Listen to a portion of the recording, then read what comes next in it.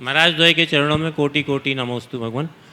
महाराज जी, एक दिन मंदिर में दर्शन कर रहा था तो कुछ महिलाएं सामायिक कर रही थी, तो उन्होंने बोला कि मुनि मुद्रा की झलक भी इस युग में होना, इस कलिकाल में होना बड़ी बात है। पर आज भी हम बहुत से ऐसे लोगों को देखते हैं जो मुनियों के दर्शन करने नहीं जाते। कुछ लोग लगातार जुड़े रहते हैं, चौके से लेके आहार विहार सारी व्यवस्थाओं में रहता है। तो महाराज जी, ये लोगों को कैसे पुण्य पाप के उदय हैं, और जिनके जुड़े रहते उनका क्या पुण्य है, और जो नहीं जुड़ पाते उनका क्या पाप का उदय है? एक मंदिर में हमने एक दोहा लिखा पढ़ा था, और बड़ा प्रसिद्ध दोहा है, आप लोगों को भी शायद याद हो।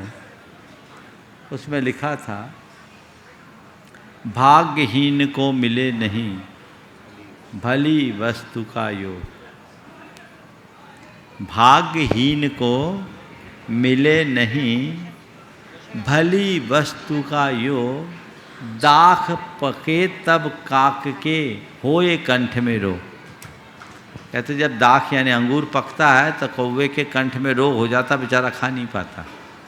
तो जिसके कर्म फूटे हैं उनको गुरुओं के दर्शन नहीं मिल सकते। जो भाग्यशाली है उन्हें ये सब मिल सकता है। कली कालो चलो चले चित्ते देहे चानादि कीट के, एतत् चित्रम यदत् संति जिन रूप धरा नरा। ये कली काल में जब चित्त चलायमान है, शरीर अन्न का कीड़ा है, इस विषम घड़ी में ये बड़ा आश्चर्यजनक है कि आज भी जिन रूप को धारण करने वाले नर हैं, नर रत्न हैं।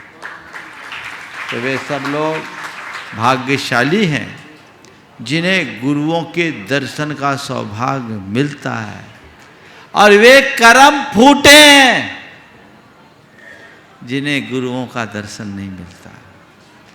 सद्गुरु तो सूर्य के समान होते हैं। सूर्य सब तरफ प्रकाश फैलाता है, और सूर्य का अभिनंदन सारी प्रकृति करती है। करती कि नहीं करती? सद्गुरु सूर्य के समान होते हैं, सारे लोक को प्रकाशित करते हैं, और सूर्य का अभिनंदन सारी प्रकृति करती है। धरती पर एक ही प्राणी है जिसे सूरज के उगने से तकलीफ होती है, और दुनिया उसे क्या कहती है? जोर से बोलो, क्या कहती है?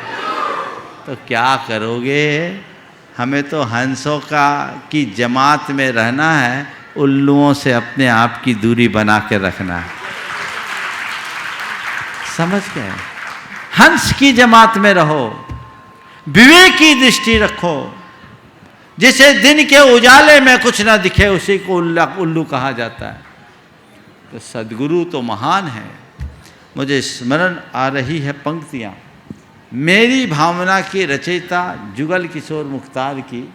आप सब ने उनकी मेरी भावना तो सुनी ही है, पढ़ते ही हैं, लेकिन उनकी कुछ भावना क्या थी वो भी आज आप सबको परिचय कराना चाहता हूँ। गुरुओं के प्रति क्या भावना थी। उस समय मुनियों के दर्शन नहीं होते थे, और कभी मुनि दर्शन के अभाव में उनका मन तड़प उठा होगा, तब ये पंक्तियाँ लिखी, एक गजल लिखी। साधु के दर्शन कहीं पाता नहीं, दिल दुखी है दर्द सहा जाता नहीं। साधु के दर्शन कहीं पाता नहीं, दिल दुखी है दर्द सहा जाता नहीं। धर्म की चर्चा थी उनसे जा बजा, धर्म अब ढूंढे नजर आता नहीं।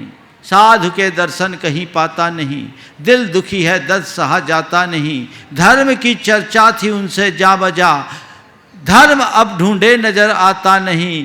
कौम की किश्ती भंवर में जा फंसी, साधु तारक बिन तरा जाता नहीं। कौम की किश्ती भंवर में जा फंसी, साधु तारक बिन तरा जाता नहीं। और जी में आता है कि मैं साधु बनूं, जी में आता है कि मैं साधु बनूं, साधु बिन साधु बना जाता नहीं।